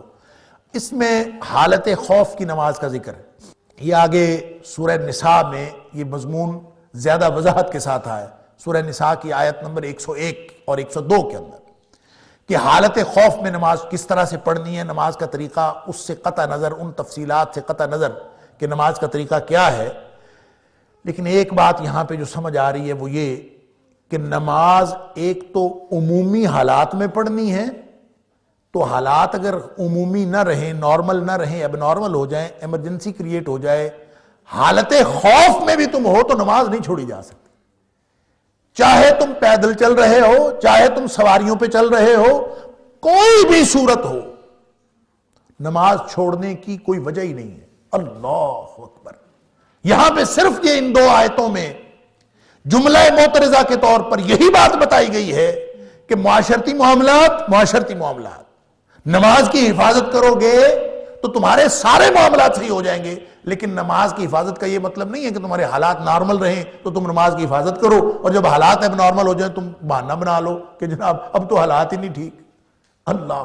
ہمارے گاؤں میں ایک آدمی تھا، اس کو جب کبھی ہم نماز کے لیے کہتے تھے کہ نماز پڑھا کرو، وہ آگے سے یہی کہتا میرے حالات ہی نہیں ٹھیک. بھئی وہ حالات کیا ہوتے ہیں جو ٹھیک ہوں تو نماز؟ فرمایا فَإِنْ خِفْتُمْ، دشمن تمہارے اوپر چڑھا ہوا ہو، حالت خوف میں تم ہو، ایمرجنسی کریٹ ہو گئی ہو، نماز نہیں چھوڑی جا سکتی. ہاں تمہیں بہانہ ہو کہ جناب اب تو حالت سکون نہیں ہے، تم قبلہ رو نہیں ہو سکتے، نہ ہو. تم اگر بیٹھ نہیں سکتے نہ بیٹھو، کھڑے نہیں ہو سکتے نہ کھڑے ہو، چلتے چلتے بھی نماز پڑھی جا سکتی ہے، سواری پہ بھی نماز پڑھی جا سکتی ہے. حالت خوف ہو تو اس کا مطلب یہ ہوگا کہ جس طرح بھی پڑھ سکتے ہو پڑھو. سورہ نساء کی آیت نمبر 101 میں اللہ تعالیٰ نے فرمایا سامنے دشمن ہو نا تو پھر بھی نماز پڑھنی ہے. صرف نماز ہی نہیں پڑھنی، باجماعت پڑھنی ہے. اور جماعت کرائے گا امام. طریقہ بتایا کہ آدھے لوگ کھڑے ہو جائیں گے دشمن کے سامنے، آدھے لوگ نماز پڑھیں گے. یعنی حالت لڑائی میں، حالت جنگ میں، حالت خوف میں کوئی حالت ایسی ہے ہی نہیں کہ جہاں نماز جو ہے وہ اس کی آپ کو رعایت ملی ہو. آپ کھڑے ہو کے نہیں پڑھ سکتے، آپ لیٹ کے بیٹھ کے پڑھ لیں، بیٹھ کے نہیں پڑھ سکتے لیٹ کے پڑھ لیں، اشارہ بھی نہیں کر سکتے پھر بھی پڑھ لیں. یعنی کوئی شخص اگر ہاتھ کا اشارہ بھی نہیں کر سکتا تو بھی اس کو نماز نہیں چھوڑ سکتا. موت آ جائے جب یہ انسان اپنے حواس سے جائے، ختم ہو جائے، صرف وہی صورت ہے کہ جب نماز کی پابندی ختم ہوگی، ورنہ نماز کی پابندی کسی صورت بھی ختم نہیں ہوتی. جو بھی حالات. ابن ام مکتوم رضی اللہ تعالیٰ عنہ، نابینا صحابی، نبی اکرم صلی اللہ علیہ وسلم سے اجازت مانگی. مجھے رات کو لانے والا کوئی نہیں ہوتا مسجد میں، گھر بھی دور ہے. اللہ. محدثین نے لکھا ہے کہ انہوں نے نبی اکرم صلی اللہ علیہ وسلم سے اجازت مانگنے کے لیے مختلف روایتیں ہیں کہ میں مسجد میں نہ آیا کروں، میں نماز گھر پہ پڑھ لیا کروں. انہوں نے جو نبی اکرم صلی اللہ علیہ وسلم کے سامنے عذر پیش کیے تھے، 6 عذر پیش کیے. ایک عذر نہیں، نابینا تھے، 6 عذر پیش کیے. نبی اکرم صلی اللہ علیہ وسلم نے اس 6 عذروں کے باوجود فرمایا تمہیں مسجد میں آنا پڑے گا. تو ہمارے پاس کیا اس بات کا کیا عذر ہے کہ ہم پھر بھی نماز نہ پڑھیں؟ اللہ اکبر. اور پھر اگر نماز نہیں پڑھتے پھر اس سے ہماری معاشرت بگڑتی ہے، اس سے ہمارا سسٹم بگڑتا ہے، اس سے ہماری تعلیم بگڑتی ہے، اس سے ہماری معیشت بگڑتی ہے، پھر سارا کچھ بگڑتا ہے. پھر ہم کس کو دوش دیتے ہیں، کس کو مورد الزام ٹھہراتے ہیں؟ فلاں نے ایسے کر دیا، فلاں نے ایسا کر دیا. تم نے اپنا سسٹم خود خراب کیا ہوا. اللہ اکبر. ہاں حالت خوف میں بھی ہو تو نماز چھوڑی نہیں جا سکتی. فرجالن اور رکبانن، چاہے چلتے چلتے پڑھ لو، چاہے کھڑے، چاہے سواری پہ پڑھ لو. فَإِذَا أَمِنْتُمْ، اور جب تم حالت امن میں آ جاؤ تو حالت امن میں پھر اپنی مرضی نہیں کر سکتے. پھر تم حالت خوف والی نماز نہیں پڑھو گے کہ چلتے چلتے بھی پڑھی جا سکتی ہے، بیٹھے بیٹھے بھی پڑھی جا سکتی ہے، ایسی نہیں. فَاذْكُرُوا اللَّهَ كَمَا عَلَّمَكُمْ مَا لَمْ تَكُونُوا تَعْلَمُونَ، پھر اللہ کا ذکر اسی طرح سے کرنا ہے جس طرح سے اللہ نے تمہیں اپنا ذکر کرنا سکھایا ہے جو تم نہیں جانتے تھے. وہ کیسے سکھایا ہے؟ اللہ تعالیٰ نے نماز ہمیں کیسے سکھائی ہے؟ نبی کریم صلی اللہ علیہ وسلم کو بھیج کر. نبی پاک صلی اللہ علیہ وسلم نے نماز پڑھ کے دکھائی اور فرمایا صلو کما رأیتمونی اصلی، اسی طرح نماز پڑھو جیسے تم مجھے پڑھتا ہوا دیکھتے ہو. گویا نبی پاک صلی اللہ علیہ وسلم کے طریقے کے مطابق نماز پڑھنی پڑے گی. والذین یتوفون منکم، اب بات وہی چل رہی ہے معاشرتی معاملات کی. پہلے طلاق کی بات تھی، یہاں بیوہ کی بات آ گئی. والذین، اور وہ لوگ، یتوفون، جو فوت ہو جاتے ہیں، فوت کر دیے جاتے ہیں، مر جاتے ہیں، منکم تم میں سے، وَيَذَرُونَ أَزْوَاجًا اور بیویاں چھوڑ جاتے ہیں پیچھے، وَصِيَّةً لِأَزْوَاجِهِمْ ان کو چاہیے کہ وصیت کر دیں، لِأَزْوَاجِهِمْ اپنی بیویوں کے لیے، کیا وصیت کر جائیں؟ مَتَاعًا إِلَى الْحَوْلِ 1 سال کے اخراجات کی وصیت کر جائیں، غیر اخراجن بغیر گھر سے نکالے، فَإِنْ خَرَجْنَا پھر اگر وہ خود نکل جائیں، فَلَا جُنَاحَ عَلَيْكُمْ تو تمہارے اوپر کوئی گناہ نہیں، فِي مَا فَعَلْنَ فِي أَنفُسِهِنَّ مِن معروف جو وہ اپنے بارے میں جو بھی فیصلہ کریں معروف طریقے کے مطابق، تمہارے اوپر کوئی گناہ نہیں، واللہ عزیز حکیم اور اللہ تعالیٰ بہت غلبے والا اور بہت حکمت والا ہے۔ اب دیکھیں یہ بات ہو رہی ہے کہ بیویوں کے حق میں وصیت کر دو 1 سال کی، یعنی کوئی شخص اگر فوت ہو رہا ہے، اس کو بیماری آئی ہے اور سمجھ میں یہی آ رہا ہے کہ اب وہ زندہ نہیں بچے گا، اس کو چاہیے کہ وہ وصیت کر دے۔ کیا وصیت کرے؟ کہ میری بیوی اس کو 1 سال کے اخراجات میرے ورثاء دیں گے، 1 سال کے اخراجات، اور یہ بھی ساتھ وصیت کرے کہ 1 سال تک اس کو گھر سے نہیں نکالا جائے گا، اسی گھر میں وہ قیام پذیر رہے گی۔ یہ اصل میں عبوری حکم تھا جو اس آیت میراث سے پہلے، جب میراث مقرر نہیں تھی، آپ پہلے پڑھ چکے ہیں سورہ بقرہ کی آیت نمبر 180 میں والدین کے حق میں بھی وصیت کرنے کا حکم تھا۔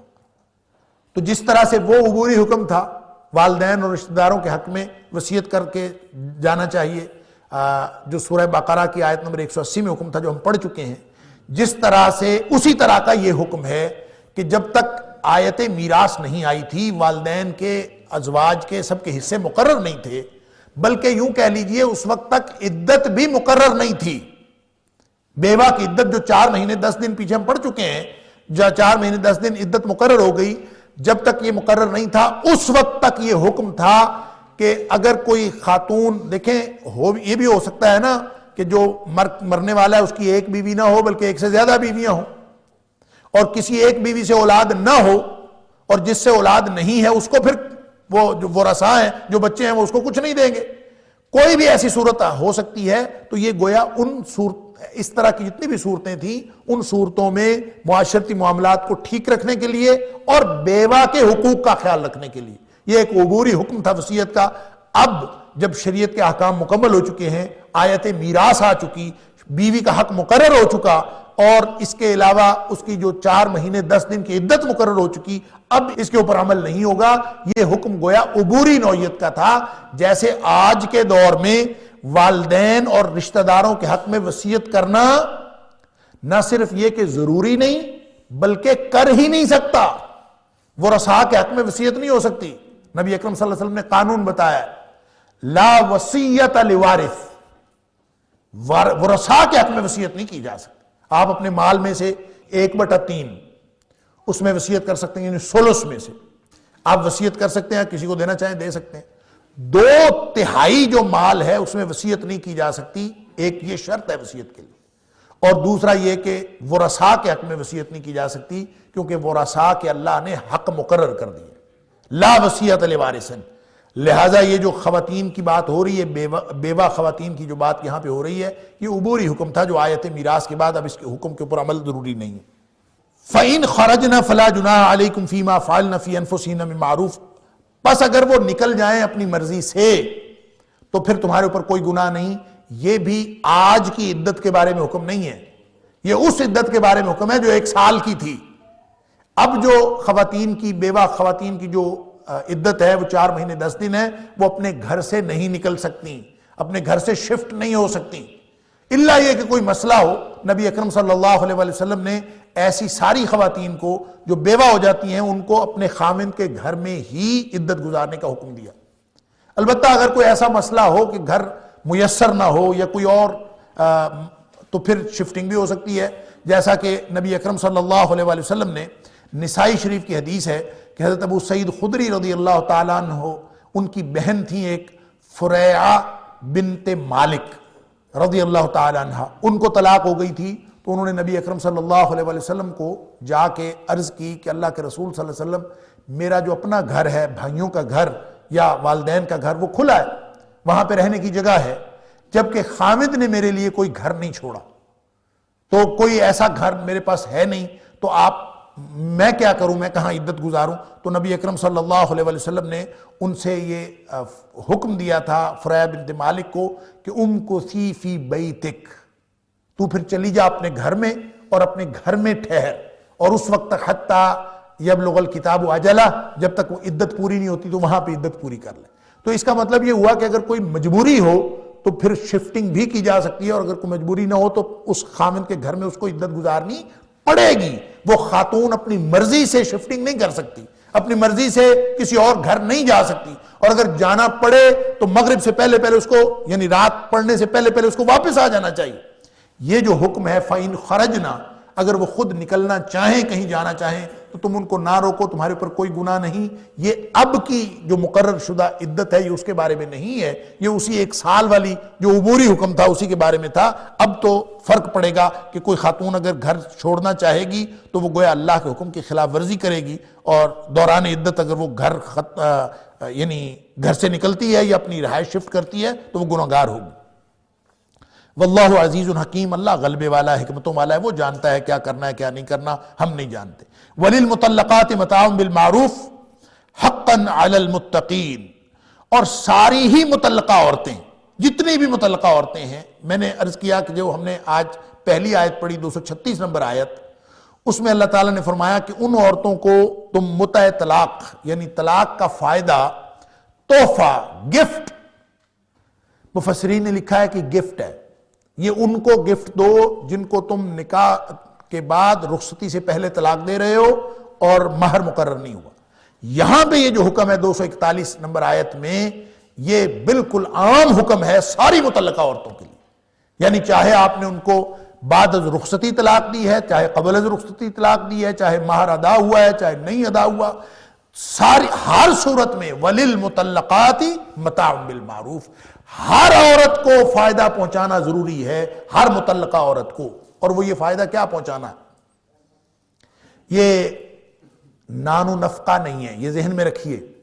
بعض لوگوں نے اس سے یہ مراد لیا ہے کہ متعلقہ عورت، اس کی ساری زندگی کا نان و نفقہ وہ متعلق یعنی جو طلاق دینے والا مرد ہے اس کے ذمہ ہے۔ بالکل غلط ہے، ایسا نہیں ہے۔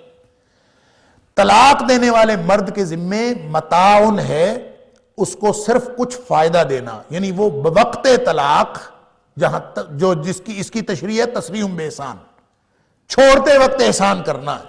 جب اس کو چھوڑا ہے تو اس وقت احسان کرنا ہے۔ وہ کیا ہو سکتا ہے؟ وہ کوئی بھی گفٹ ہو سکتا ہے، اور اس کی کوئی لمٹ نہیں ہے۔ کوئی شخص کار دینا چاہے، کوٹھی دینا چاہے، کوئی خادم دینا چاہے، 500 درہم دینا چاہے، 1000 درہم دینا چاہے، جو بھی دینا چاہے وہ دے سکتا ہے، متاع بالمعروف، جو بھی دستور کے مطابق ہوگا۔ ایسے نہیں ہے کہ جیسے خیرات دی جا رہی ہو کہ اگلا جو ہے وہ اس کی عزت نفس مجروح، نہیں، کوئی گفٹ کے طور پر، کوئی عزت احترام، اس کی تکریم کے تقاضے ملحوظ رکھتے ہوئے اس کو دیا جا سکتا ہے۔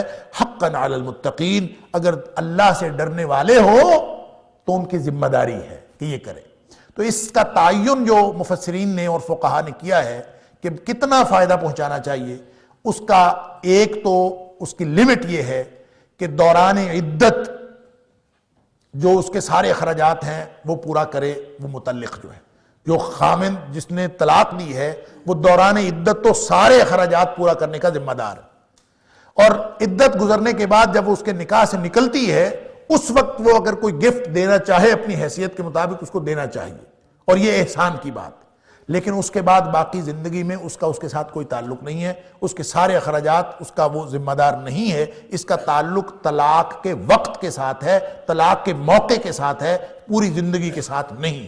لہذا وَلِلْمُطَلَّقَاتِ مَتَاعٌ بِالْمَعْرُوفِ، جب طلاق دی جا رہی ہو تو اس وقت آپ کوئی نہ کوئی دستور کے مطابق اس کو گفٹ دے دیں۔ كَذَلِكَ يُبَيِّنُ اللَّهُ لَكُمْ آيَاتِهِ لَعَلَّكُمْ تَعْقِلُونَ، اس طرح اللہ تعالیٰ اپنی آیتوں کو واضح کر کر کے تمہیں بتاتا ہے، لعلکم تعقلون، تاکہ تم کچھ سمجھو معاملات کو۔ اور کیا سمجھو؟